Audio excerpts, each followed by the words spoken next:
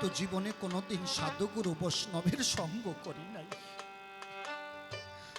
আমি যদি অর্থের দাসত্ব না করি, যে পথ দিয়ে সাধুগুরু বৈষ্ণব হেঁটে যায়, যদি বৈষ্ণবের পদরজ মাথায় রেখে বৈষ্ণবের চরণ ধুলি কুড়াইতাম, হয়তো তোমার রাতুল চরণ পেতাম।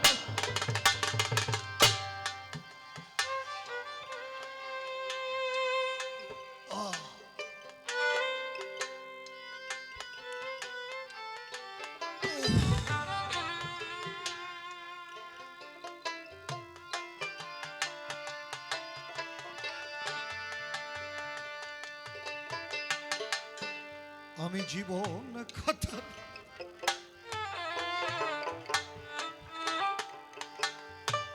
এখন বিদায় বেলায় তাকাইয়ে দেখি, কান্না করি আর সম্ভব নাই মা।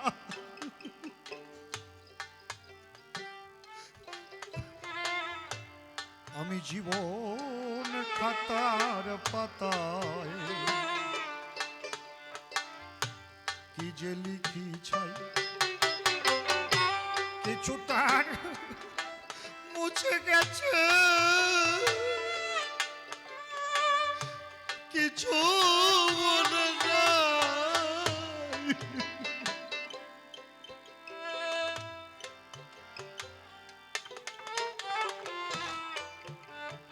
পুতুল নাচ দেখেছেন না? পুতুল নাচ দেখবেন, ওপরে একজন দড়ি ধরে রাখে, সে যেমন করে নাচায় পুতুলটা ঠিক তেমন করে নাচে। তেমনি আমাদের প্রত্যেকটা মানুষের জীবন বিনার সুতো আমার দীনবন্ধু হরি ধরি রেখেছে। যখন এই সুতো থেকে টান দেবে, এই মায়ার বাঁধন ছিন্ন করে তোমাকে হরি বলে আপন দেশে যেতে হবে। তাই কবি গাইলেন কি, আমি জীবন খাতার পাতায় কি যে লিখি ছাই, কিছু তার মুছে গেছে, কিছু মনে না। ওরে আমি উলটিয়া দেখি পাতা,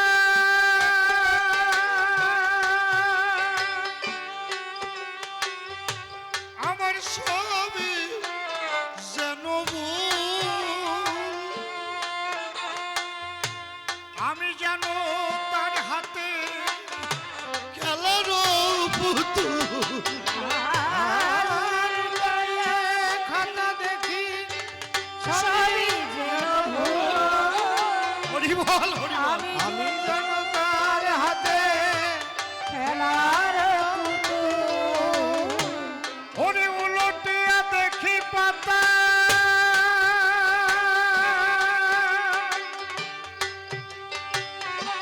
আমার সবই যেন ভুল, আমি যেন তার হাতে খেলার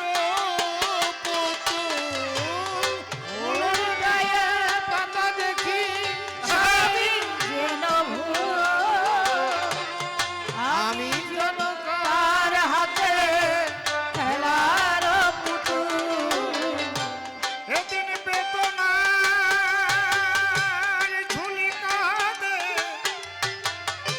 জ্ঞানওয়ালা দিবসে কাঁদে, বেদনার ঝুলি কাঁদে, দিনওয়ালা দিবসে কাঁদে। ওরে বেদনার ঝুলি কাঁদে, দিনওয়ালা দিবসে কাঁদে। তোরে বুঝি আসিল ওই ছুটে, আমি একা বসে আছি ঘাটে, আমি একা বসে আছি ঘাটে।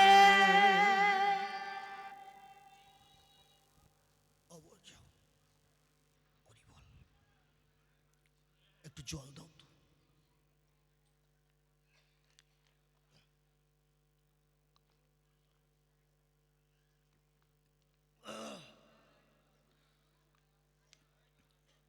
যাক, চুপ করে থাকবেন, সবে কিছু সময় বলতে হবে ধর্মরাজ সবাই। যেভাবেতে প্রশ্নপত্র সভাতে উত্তর করেছিলাম দান, আসিয়া কৃষ্ণ শ্যাম মাধবে সবাই এবার বিশুদ্ধভাবে জবাব করল দান। এক কবি করে জবাব, আরেক কবি ধরে অভাব, এ কবি গানের 14 গোষ্ঠীর বাবাইতে স্বভাব। তাই আমি আমার স্বভাব মতে দাঁড়াইয়ে সবার কল্পনাতে সবার সাক্ষাতে দিয়ে দর্শন, এইবার তার গোচরে বসে শুনবেন নারী নরে পুনরায় কিছু কথা করব উত্থাপন। যদিও সঠিক জবাব দেয় তাহলে তো কবিগান এইখানেই শেষ হয়ে যায়। তাই অন্তরে আসে ভাবো, পুনরায় কিছু তার কাছে জেনে লব, আপনারা শুনবেন জ্ঞানী সুধী চয়। ওমা, তোমরা আবার ভাবে না যে আমি গাচ্ছি এই পর্যন্ত শেষ না, এরপরে বাবু আবার আসবে।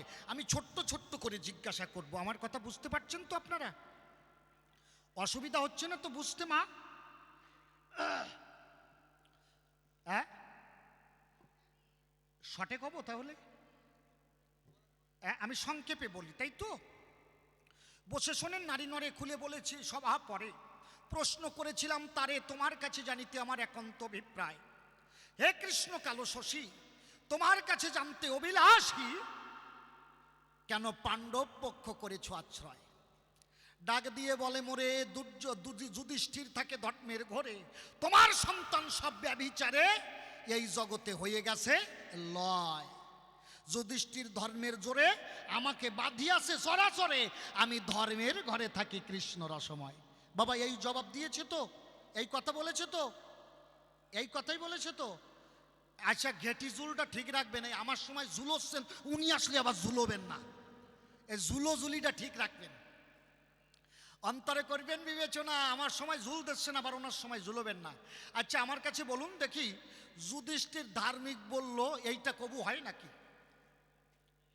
মনের কাছে করেন জিজ্ঞাসা, যুধিষ্ঠির যদি ধার্মিক হয়, সে কি কখনো খেলতে পারে সর্বনেশে পাশা? এটাই শ্লোক বললো না, ক্রোধাৎ ভবতি সম্মোহ সম্মোহাৎ স্মৃতি বিভ্রম স্মৃতি বিভ্রংসাৎ বুদ্ধিনাশ বুদ্ধিনাশাৎ প্রণশ্যতি। মানে ক্রোধ হইতে মানুষের মোহ জন্মে, মোহ হইতে কি হয়? স্মৃতি বিভ্রম হয়, স্মৃতি বিভ্রম হতে বুদ্ধি নাশ হয়, আর বুদ্ধি নাশ হলে মানুষ আকামের দোপা সাজিয়ে বেড়ায়। বা বা বা বা বা। মনের কাছে করেন জিজ্ঞাসা, এই বিশ্বজগতে যেজন ধার্মিক সেজন কি কখনো খেলতে পারে সর্বনেশে পাশা? আচ্ছা, জুয়া খেলে কারা? চোর বাটপার বসমাস টাউটাস যারা। সত্যি কথা কিনা? জুলটা ঠিক রাখবেন। এখন জুলোচ্ছেন, উনি আসলে জুলোবেন না, জুলটা ঠিক রাখবেন। এই বিশ্বজগতে টাকা দিয়ে যেজন জুয়া খেলে নিশ্চয় তাহাকে এই বিশ্বজগতে ব্যভিচারী কয়, অধার্মিক কয়। যুধিষ্ঠিরকে যখন পাশা খেলা আহ্বান করলো, বসে শোনেন জ্ঞানী দল, দুর্যোধন যখন আমার ভ্রাতা শকুনির সঙ্গে সম্বন্ধ করে পাশা খেলার আহ্বান জানালো, যুধিষ্ঠির ওই খেলায় রত হলো। বসে শোনেন সুধী চয়, আমি সংক্ষেপে বলছি ধর্মরাজ সবাই, ওই পাশা খেলায় যুধিষ্ঠির এক এক করে রাজ্য বাড়ি ঘর সকল কিছু হারাইয়া যায়। আমি বেশি বিস্তারিত বলবো না, এক এক কথা বলবো, আপনারা কথাগুলো বুঝবেন আর তত্ত্বগুলো খুঁজবেন। অবশেষে সর্বহারা যখন হয়, যুধিষ্ঠিরকে ডাক দিয়ে কয়, যুধিষ্ঠির তোমার তো আর কোনো কিছু বন্ধক রাখার মতো নাই। তোমার কাছে জানাই ভাই, তোমার তো দেওয়ার মতো কিছু নাই। এইবার তুমি কি করবা? কথা লাবা, রাজ্যপাট সকল কিছু ছেড়ে দিয়ে তুমি বনচারী হবা। যুধিষ্ঠির কয়, না, সকল কিছু হইছে, এমন একটা জিনিস আমার আছে। কি? কয়, অন্তরে আছে ভাবো, 5 ভাই মিলিয়ে একটা মাইয়ে মানুষ পাইছে, ওই বউ বন্ধক দেবো। আচ্ছা, আপনাদের এই এলাকায় কোনো জায়গায় ঘটছে নাকি যে বউটৌ বন্ধক দিয়ে কেউ জুয়া টোয়া খেলছে? আছে? আমার মা কয় আছে না কি? আচ্ছা, সেই কপাল পড়ারে আপনারা ভালো কন তো? জম্মের ভালো কন না? তা তো কবেন। নিজের সহধর্মিনী স্ত্রীকে কি বলা হয়? সহধর্মিনী। স্ত্রীকে সহধর্মিনী, সহপাপিনী স্ত্রী নয়। স্ত্রী হলো কি? সহধর্মিনী, সে কদাচন পাপী নয়। সহপাপিনী নয়। কথা লবেন, আপনি এইখান থেকে ঘরে বসে বা ভক্ত সেবা করে যে পুণ্য অর্জন করবেন, স্ত্রী তার অর্ধেক ভাগ ঘরে বসে পায়। তাহলে আমার কাছে বলুন দেখি, নিজের অর্ধাঙ্গিনী, নিজের দেহের অর্ধেক অংশ স্ত্রী, তাহাকে কেউ কখনো পাশা খেলায় বাজি ধরতে পারে নাকি? যুধিষ্ঠির বলে, তাই তোমাকে জানাই, অন্তরে আসে ভাবো বউটারে তোমার কাছে বাজি ধরিয়ে পাশা খেলিয়ে যাবো। দ্রৌপদী রে ঘরের মধ্যে আটকাইয়ে রেখে তারা ই করিছে, আর গান্ধারী নাকি ঘরের মধ্যে খিলখিল খিলখিল করে আসেছে। ও কৃষ্ণ, আমি তো ছিলাম ঘরের ভিতরে, তুমি ছিলে বাইরে, আমি হাসলাম কি কানলাম তুমি টের পেলে কোন কায়দায়? আমার ঘরের মধ্যে তো দরজা লাগানি ছিল, হ্যাঁ? তুমি টের পেলে কোন কায়দায় যে আমি হাসছি না কাঁদছি? খুলে বলি, আপনাদিকের কাছাকাছি বউ যখন হারাইয়া যায়, আচ্ছা তুমি বাজিতে বউ হারিয়ে গেছো, তাহলে বউ নিয়ম অনুসারে কার? দুর্যোধনের, তাই তো? বউ যখন বাজিতে হারিয়ে গেছে, তাহলে বউ কার? পাশা খেলায় দুর্যোধন জিতেছে, দুর্যোধনের। তাহলে দুর্যোধন বলল, দ্রৌপদী আমার কথা লবা, বাম উরু দেখাইয়ে বললো আমার উরুর পরে বস, মানে এইখানে বাম অঙ্গ মানে নারী সঙ্গ করা বোঝায়। তাহলে এটা তো দুর্জনের প্রাপ্য বস্তু। তুমি বউ হারাইয়ে বাজিতে হারিয়ে গেছো, এখন তুমি বউ, ও বউ নিয়ে শোবে না বাইর ঘরে যাবে, তাতে তোমার বাবার কি? কি বাবা, আমি খারাপ কথা করছি? কথা লোক, যুধিষ্ঠির যদি ধার্মিক হয় তুমি আমাকে জবাব দাও, সেদিন সর্বনেশে পাশা খেলায় কেন অংশগ্রহণ করে নিজের সহধর্মিনীকে বাজি ধরল? জবাব দাও আমার কাছে বলুন দেখি। দুর্যোধন নিজের স্ত্রীকে কখনো বাজি ধরেছিল নাকি? ধরেছিল দুর্যোধন বাজি নিজের বউকে? না, অতটা সস্তা না, ধর্ম আলুর বস্তা না যে মুখ সুটুলেই পাওয়া যাবে। উনি যেরকম সাটিয়ে সাটিয়ে কয়, কৃষ্ণ দেখবেন ওনার সব কিছু ভালো, আর চাটাটা আরো বেশি ভালো। সাটিয়ে সাটিয়ে কয়, কি সুন্দর মুখ মিষ্টি করে, আমার কোনো দোষ নাই। তোমার দোষ না, তার দোষ কার? তোমার খালু। হ্যাঁ, কথা লবা, যুধিষ্ঠির যদি ধার্মিক হয় নিজের সহধর্মিনীকে বাজি ধরিয়ে কেন অন্য পুরুষের কাছে দিল, এর জবাব দেবা। কথা ক্লিয়ার? হ্যাঁ, কয় যথা ধর্ম তথা জয়। ধর্ম কোন জায়গায়? আচ্ছা বাবা, ধর্ম কাকে কয়? বিশ্বজগতে যেজন প্রতিপালন করতে পারে তাহাকেই ধর্ম কয়। বিশ্বজগতে সত্য সরল পবিত্রতা যে করে আশ্রয় তাহাকেই ধর্ম কয়। বিশ্বজগতে ধর্ম কাকে কয়? যে ন্যায় অনুবর্তিতা নিয়ে চলে তাহাকেই ধর্ম কয়। ধর্ম কারে কয়? সত্য সরলতায় যার জীবন চলে তাহাকেই ধার্মিক কয়। ধর্ম কারে কয়? সন্তানকে প্রতিপালন করে মানুষের মতো মানুষ করে তার জীবন যদি সঠিকভাবে কোনো পিতা গঠন করতে পারে সেটাকে সংসার ধর্ম কয়। এই অর্জুন, যুধিষ্ঠির, ভীম, অর্জুন একজনও করতে পেরেছে? বসে শোনেন, নারী নরে খুলে বলি সভা পরে। এই অর্জুন যেদিন গেল, মাঝে মাঝে কাটিয়ে ফাটিয়ে যাচ্ছে কেন রে? সোড়াইয়ে ঠিক করতে আসছে, বুঝলেন তো, কিলির কাঁঠাল। আমার কথাগুলো শোনেন, দেখেন ওরা নাকি 5 ভাই ধার্মিক, শুনিয়ে যান একটু ধর্মের নমুনা। ওরে বাবারে, ধর্মের যা নমুনা তা আমি বেশি কমু না। এই অর্জুন যেদিন পাতাল লোকে গেল, বসে শোনেন জ্ঞানী দল, নাগকন্যা উলুপীকে বিবাহ করেছিল গান্ধর্ব মতে। খুলে বলি সবার সাক্ষাতে, অর্জুনের ঔরসেতে উলুপীর উদরে একটা সন্তান জন্মায়, যাহার নাম ইরাবান। আপনারা জানেন পরিচয়। উনি জন্ম দিয়েই খালাস, আর করে না ছেলের তালাশ। ছেলে জন্ম দেশে ওনার কাজ হয়ে গেছে। কথাগুলো শুনবেন। এই অর্জুন সন্তান জন্ম দিয়ে চলে এলো, স্ত্রী পুত্রর আর খবর নাই নিল। যেদিন কুরুক্ষেত্রের যুদ্ধ হলো, ইরাবান অন্তরে করে বিবেচনা, পিতাকে সহযোগিতা না করলে তো হয় না। ওই ইরাবান অর্জুনের কাছে এলো, পিতা, খুলে বলি মনের কথা, আমার অন্তরে আছে, ভাবো এই যজ্ঞে আমি অংশগ্রহণ করে আপনাকে সহযোগিতা করব। অর্জুন কয়, তুই কেডা? কি বাবা, নিজের ছেলে চেনে না?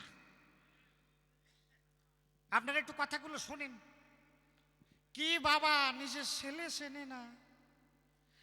কয়, বাবা কে? বাবা তুমি আমার বাবা। তোর মাকে? উলুপী। ডাক দিয়ে অর্জুন তখন কয়, এই বিশ্ব জগতে উলুপী বলে, ইরাবান বলে আমার কোনো সন্তান নাই মহাশয়। তুই চলে যা, তুই যাতে হলি বেজম্মা। আমার কাছে বলুন দেখি, নিজের সন্তানকে জারজ বলে কোনো পিতা গালি দিতে পারে নাকি? সেদিন নিজের পুত্রকে কৃষ্ণ ওই অর্জুন অস্বীকার করেছিল। বসে শোনেন জ্ঞানী দল, সেদিন অর্জুনের ধর্ম কোন জায়গায় ছিল? অর্জুনের ধর্ম কোথায় ছিল? নিজের ছেলেকে জালুস বলে গালিগালি দিল। ধর্ম তুমি আমারে শেখাও ঠাকুর? ও রে বাবা রে বাবা, আমি নাকি ঘরের মধ্যেই এসেছি। না, এর পশ্চাতে কারণ ছিল। আমি আস্তে আস্তে বলবো, বসে শোনেন জ্ঞানী দল। বলছে যথা ধর্ম সেখানে আমি করেছি আশ্রয়। কি আমার কথাগুলো শুনবেন, সবাই শুনবেন মহাশয়। দুর্যোধন আর অর্জুন, তাদের আছে বিশেষ গুণ। দুইজন মিলে কৃষ্ণের কাছে গেল, ডাক দিয়ে কৃষ্ণের বলে, কৃষ্ণের ধারে শোনো কৃষ্ণ কথা লবা। অর্জুন কয়, তুমি আমার ভাই পিসির ছেলে, তুমি আমার সঙ্গে এই যুদ্ধে অংশগ্রহণ করবা? দুর্যোধন ডাক দিয়ে বলে, তাই তুমিও তো সম্পর্কে আমার বেয়াই, আমার ছেলের সঙ্গে তোমার মেয়ের হয়েছে পরিণয়, কথা লও, তুমি আমার সঙ্গে এই যুদ্ধে আমাকে সহযোগিতা করে আমাকে পূর্ণ সমর্থন দাও। কৃষ্ণ করে বর্ণনা, এই দুইজন, একজন ভাই আর একজন বিয়াই। আমার কথাগুলো শুনবেন সবাই। একজন ভাই আর একজন বিয়াই, এই দুইজনের কোনো দলে তো আমার যাওয়া ঠিক হবে না। কৃষ্ণ ডাক দিয়ে বলে, শোনো খুলে বলি, তোমাদের স্থলে অন্তরে আছে ভাবো, আমি কপাট নিদ্রা যাব, ঘুমের থেকে উঠে পায়ের কাছে আগে যাকে দর্শন করব তার সঙ্গে আমি যুদ্ধ করব না, রথ চালাবো। কথাগুলো শুনবেন, তত্ত্বটা বুঝতে পারবেন আমি কেন কথাটা বলছি। কৃষ্ণ পায়ের কাছে একটা কুশাসন রাখলো, মায়ের মাথার কাছে একটা স্বর্ণ সিংহাসন রেখে দিল। কৃষ্ণ তো নিদ্রা গেল। এমন সময় দুর্যোধন সবার আগে এই ঘরের ভিতরে এলো। দুর্যোধন ভাবছে, আমি রাজা মহা তেজা, তাইলে অন্তরে করি বিবেচনা, আমার ওই পায়ের দিকে ওই জায়গা আমার বসা শোভা পায় না। ও গিয়ে এই সিংহাসনে বসলো। আচ্ছা, রাজারা বসে কোথায়? সিংহাসনেই বসে তো, স্বর্ণ সিংহাসনে। ঝুলটা ঠিক রাখেন কিন্তু, উনি আসলে আবার ঝুলবেন না, আমি কিন্তু খেয়াল করে রাখতেছি কেটা কেটা ঝুলোচ্ছেন। দেখেন, এমন সময় অর্জুন যায়, অর্জুন গিয়ে দেখিবারে পায় দুর্যোধন সবার অগ্রে ঘরের ভিতরে মহাশয়। অর্জুন করল বর্ণনা, দুর্যোধন যখন আগে এসেছে তাহলে তো কৃষ্ণ আমার সঙ্গে থাকবে না। অর্জুন গিয়ে কৃষ্ণের পায়ের কাছে বসলো। বসে শোনেন জ্ঞানী দল, এমন সময় কৃষ্ণের চোখ মেলালো। উনি চোখটা বন্ধ ছিল, চোখটাকে মেলালো। আচ্ছা বাবা, উনি চোখ মেলাইয়া আগে কাকে দেখতে পেল? পায়ের কাছে অর্জুনকে দেখতে পেল। কথা বলবেন না? পায়ের কাছে আগে অর্জুনকে দেখতে পেল। আচ্ছা বাবা, কেউ যদি শীত হয়ে শয়, চোখ মেলালি পরে পায়ের কাছে যেটা সেটারে দেখা যায়, তা মানুষ কি খালি শীত হইয়ে শয়? কেউ ভুট হইয়ে শয় না? হ্যাঁ, ভুট হইয়ে কেউ শয় না। আচ্ছা, আপনি ভুট হইয়ে শুয়ে দেখেন তো, পিছনে পাশার দিকে যেটা সেটারে দেখা যায় নাকি? যেটা সামনের দিক সেইটারে দেখা যায়। খালি কথাটা ভাববেন। আবার অনেক সময় দেখবেন সুতি সুতি কোনা পাওয়া যায় না, ওই ঘরের ওই কোনায় এক ঠ্যাং বাদাইয়ে দেয় আর এই কোনায় এক ঠ্যাং বাগাই দেয়। তখন দেখবেন পায়ের কাছে যেটা সেটারও দেখা যায় না, মাথার কাছে যেটা সেটাতেও দেখা যায় না, এই কানাকানি যেটা থাকে সেইটারে দেখা যায়। আবার যদি এই দিক কানাকানি হয় তাহলে এই কানায় যেটা সেটারে দেওয়া যায়। তা কৃষ্ণ, ওরে বাবা, উনি শুয়ে রয়েছে, উনি বুট হয় নাই, উনি কাঠ হয় নাই, খালি শীত কেলাইয়ে শুয়ে রয়েছে। কি চাটাম, কি চাটাম! একটা মানুষ ঘুমালি খালি শীত হয়ে শুয়ে থাকতে পারে? তার একটু ওদল বদল করতে হয়। উনি আর কোনো কিছু করে নাই, শীত হয়ে শুয়ে রয়েছে। ওইটা অর্জুনরে দেখতে পাইছে, কয় অর্জুন, দুর্যোধন, তাহলে আর কি করা যাবে? অর্জুনরে দেখছি, রথ চালাবো। দুর্যোধন বলছে, ব্যাগ খুলে বলি, তোমার কাছে তোমাকে দুই ভাইয়ের ভিতরে একটা শার্ট মিল আছে, আমি বুঝিয়ে ফেলাইছি। তুমি বুট হও না, কাইট হও না, খালি শীত কেলাই শুয়ে থাকো, আমি বুঝতে পারিছি। যাও তুমি, আমি তো জানি তুমি ওর দলেই যাবা, যাও। বলল, বিয়াই তুমি কষ্ট পেও না, আমা এইবার কথাগুলো বুঝবেন। অন্তরে আসে ভাবো, আমার সপ্ত ঐক্যহীনী নারায়ণী সেনা আছে, এই নারায়ণী সেনা আমি তোমারে দেব। এর এক একজন নারায়ণী সেনা সব আমার সমকক্ষ যোদ্ধা হয়। দুর্যোধন বলল, বিয়াই তাইলে তাই দাও, যদি এক একজন নারায়ণী সেনা তোমার সমকক্ষ যোদ্ধা হয়, তাইলে আমি এদের লইব নিশ্চয়। দেখেন, সহজ সরল দুর্যোধনকে নারায়ণী সেনা দিল, দুর্যোধন নারায়ণী সেনা নিয়ে চলে গেল। এইবার অর্জুন দেখেন, অর্জুন কান্না ঝুড়ি দিয়েছে, কান্দ কে? কয় এক কৃষ্ণের প্রতাপ এই বিশ্ব জগতে কেউ সইতে না রে বিধির বাপ। এক কৃষ্ণের প্রতাপ এই বিশ্ব জগতে কেউ সইতে পারে না, তোমার কাছে করি বর্ণনা। আর এই সপ্তকহিনী নারায়ণী সেনা এর এক একজন যদি তোমার সমকক্ষ যোদ্ধা হয়, এই যুদ্ধে আমরা জিততে পারবো না। দুর্যোধন রে, ওই অর্জুন রে কৃষ্ণ কয় তুমি চিন্তা করিয়ে না, ওটা তো আমার চালাকি। খুলে বলি তোমার ঠাই এই এক শালারও বাসার কায়দা নাই। তুমি যখন কুরুক্ষেত্রের যুদ্ধ পরে টঙ্কার দেবে গান্ডীবের ভিতরে, তোমার এক টঙ্কারের জোরে ওদের বান মারা লাগবে না, ও সব কয়টা অভিশপ্ত। যখন তোমার ওই গান্ডীবের টঙ্কারে হুঙ্কার উঠিবে, ওই টঙ্কার শোনা মাত্র সব কয়টা মরিয়ে যাবে। আমি তো চালাকি করে মরা অভিশপ্ত সেনা তোমাকে ওকে করেছি দান। আচ্ছা তুমি যদি ভগবান হও আমার জবাব দাও, সেদিন দুর্যোধনকে এই নারায়ণী অভিশপ্ত নারায়ণী সেনা দিলে কেন?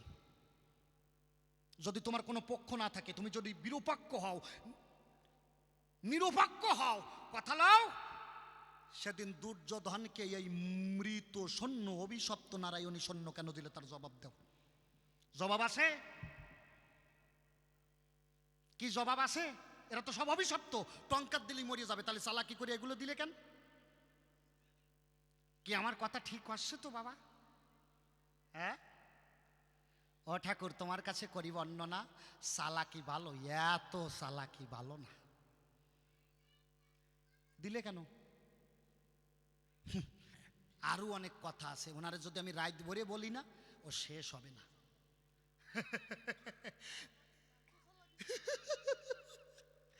এত চালাকি অভিশপ্ত নারায়ণী সেনা করেছিল দান। কুরুক্ষেত্রের যুদ্ধে গান্ডীবের টঙ্কারের হুঙ্কারে সব হয়েছে নিধন। কারণ কি? নেপথ্যে কি কোনো কারণ আছে? খুলে বলি আপনাদিকের কাছে, আমি প্রশ্ন করেছিলাম কোথায় আমার কৃষ্ণ, বুঝতে পারি নাই। খুলে বলি ধর্ম সবার ঠাই। আমি বলেছিলাম আমার মনে হয় সন্তান মরিয়ে গেছে, মানে আমার কিছু দোষ তো আছে। আমি এটা বলেছিলাম তো প্রথম আসরে, কথাটা মনে রাখবেন কিন্তু। আমি বলেছিলাম কথা লও, সন্তান খালি আমার না, আমার স্বামীরও সন্তান এই 100 জন। তাহলে আমার স্বামীর যদি কোনো দোষ থাকে তার দুটি একটা কও।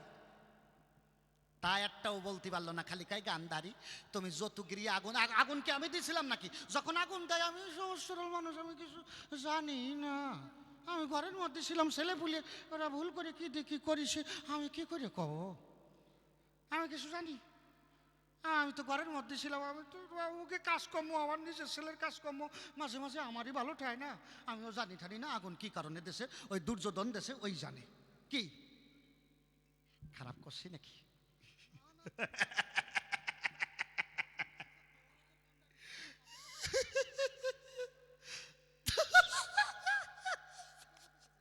কথা একখান কইছে, কয় অর্জুন কইছে ঠাকুর তুমি আমার দেহরথের কান্ডারি হইও, তো তুমি দেহরথের কান্ডারি না হয়ে কাঠের রথে উঠে বইছো কেন?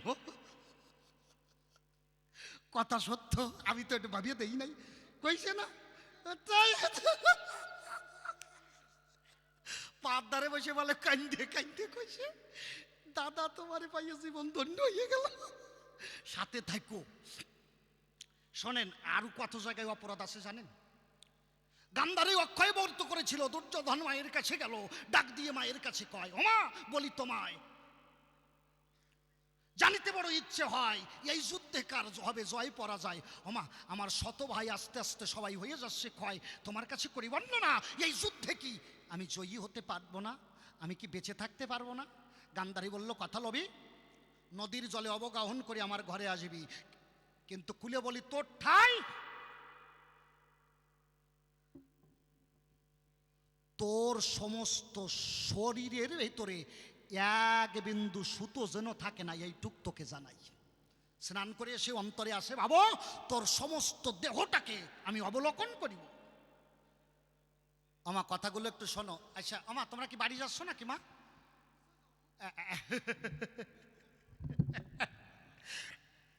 যা দেখেন, গান্ধারী যদি একবার করে দর্শন, দেহখানা বজ্র হবে, বজ্রের মতন।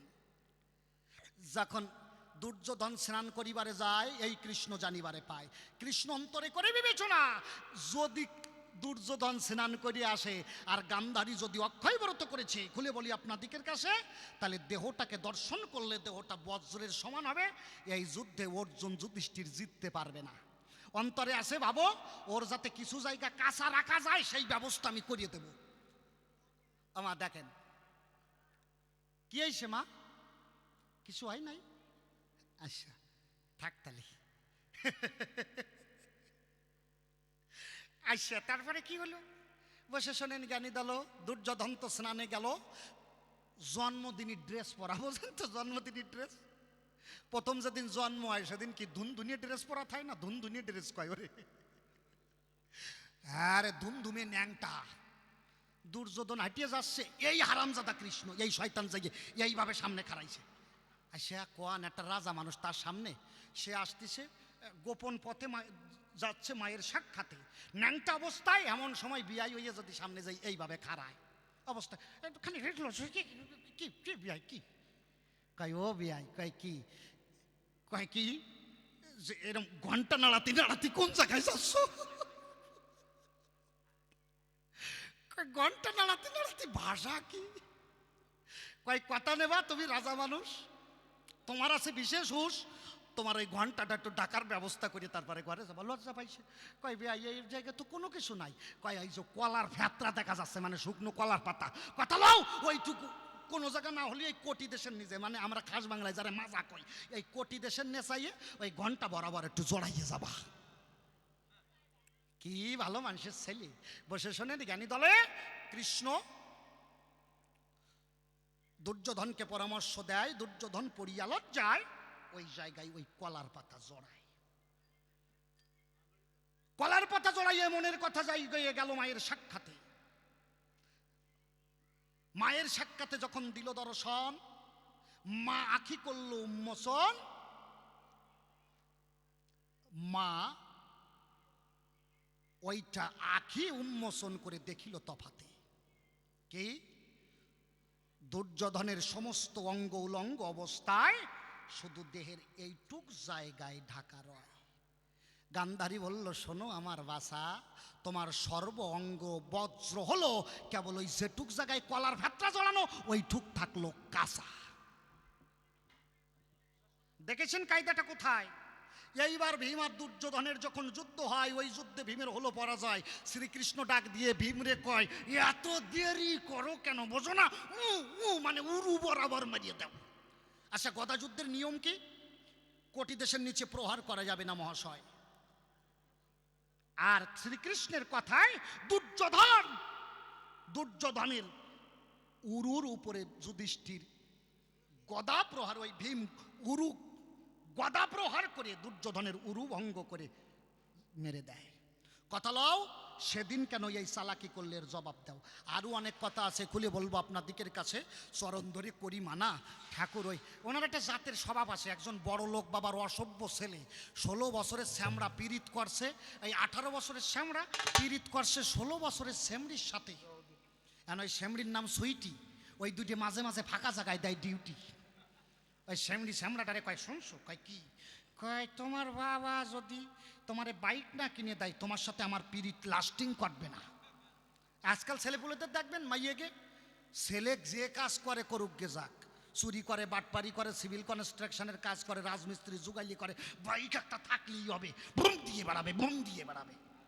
হ্যাঁ নয়, পিছনে উঠে খালি পাখির মতো উড়িয়ে বেড়াবে।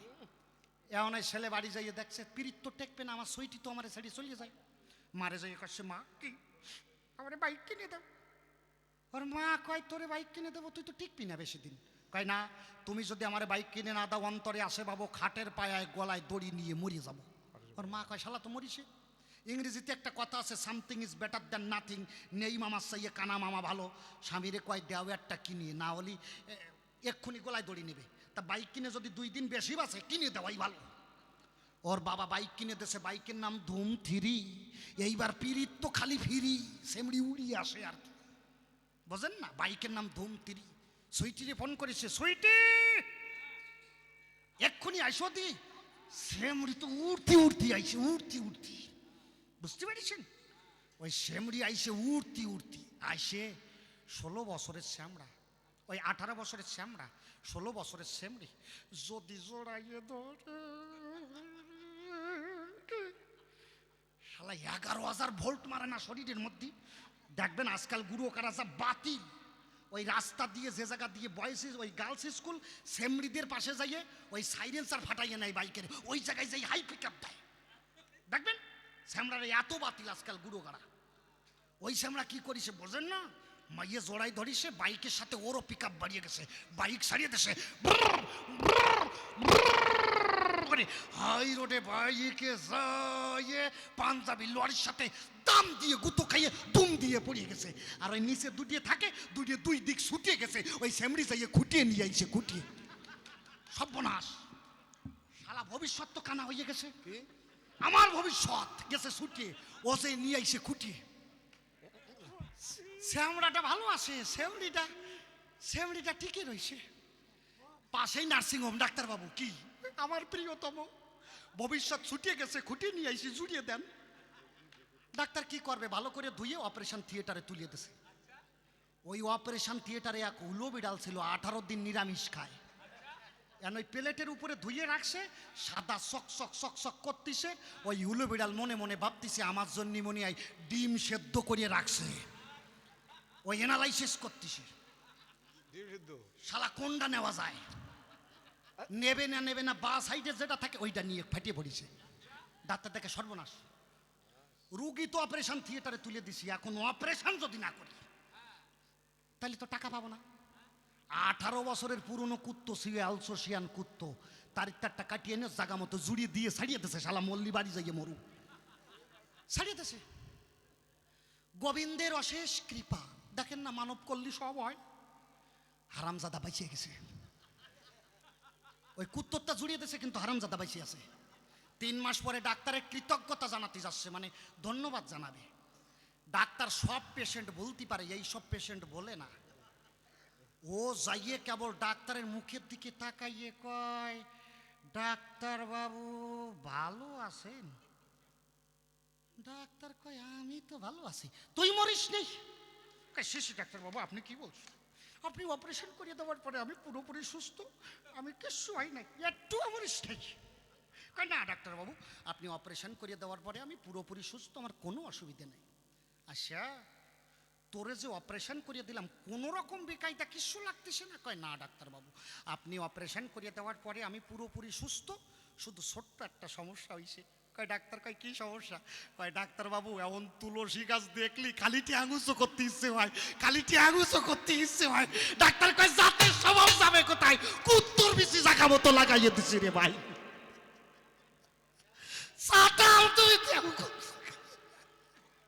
খালি ট্রাকুসো করলি হবে কি? খারাপ করছে নাকি? সাথে থাকো দাদা, বাড়ি দাও, রায় তো অনেক হয়ে গেছে। আচ্ছা আপনাকে বাড়ি ঘর নাই, ওই পাশ দিয়ে খালি হয়ে গেছে, চলে গেলি তো আমরা দুই বাপ বেটা মিলন গাতি বাড়ি।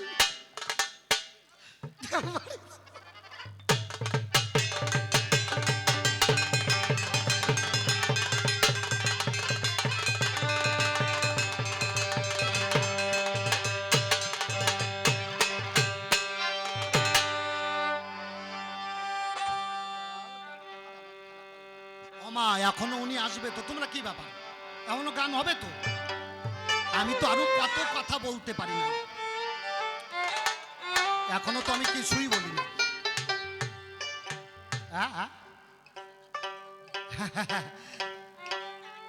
হ্যাঁ ও সব কব, মা আমার একটু সময় দাও, তোমরাই তো সময় দাও না। বহুদিন পরে বাপ বেটার গান হচ্ছে, একটু গুতোগুতি না হলি হয়। আর দৃষ্টদ্যুম্ন গিয়ে কি করলো? দৃষ্টদ্যুম্ন গিয়ে পিছন থেকে তরোয়াল দিয়ে, ধারালো তরোয়াল অস্ত্র দিয়ে দুর্যোধন ওই দ্রোণাচার্যের মস্তক কেটে নিল। ও ঠাকুর, সে তো মরিয়েই গেছে অর্জুনের বাণে, তার মাথা কাটিয়ে গেল কেন? ও ভগবান, এই গুরু মারা যজ্ঞ, নিধন যজ্ঞ, মানুষ মারা যজ্ঞ, গুরু মারা যজ্ঞ তুমি করো কেন ঠাকুর?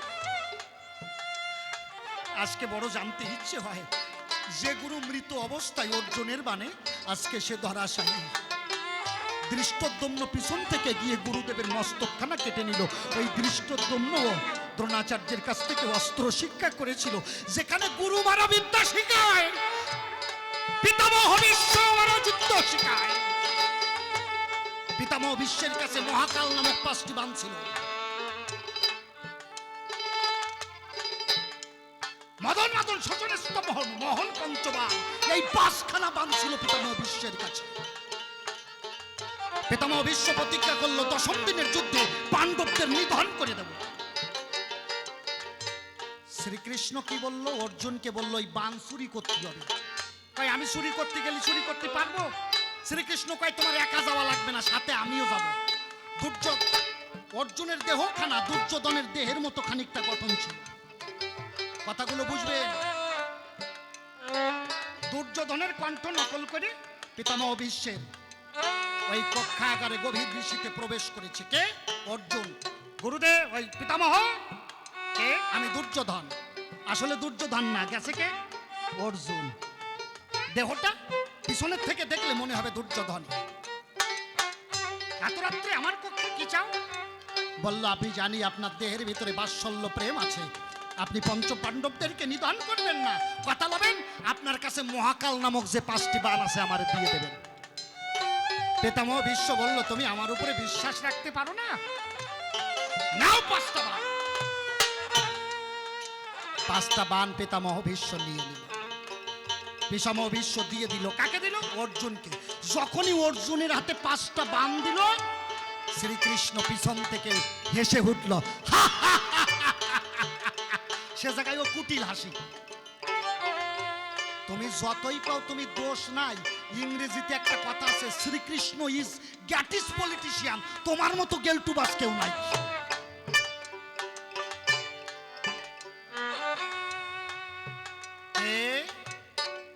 পিতামহ ভীষ্ম বুঝতে পারল যে এই হাসি একমাত্র প্রাণ কেশব মাধব ছাড়া জগতে আর কারণ হতে পারে না। কৃষ্ণ বলল আমি। পিতামহ ভীষ্ম কি বলল? আমার জীবন ধন্য, আজ ভগবান এসেছে ভক্তের ঘরে চুরি করিতে। একবার ভক্ত পিতা প্রেমানন্দে ভক্ত বৃন্দ হরি হরি বল।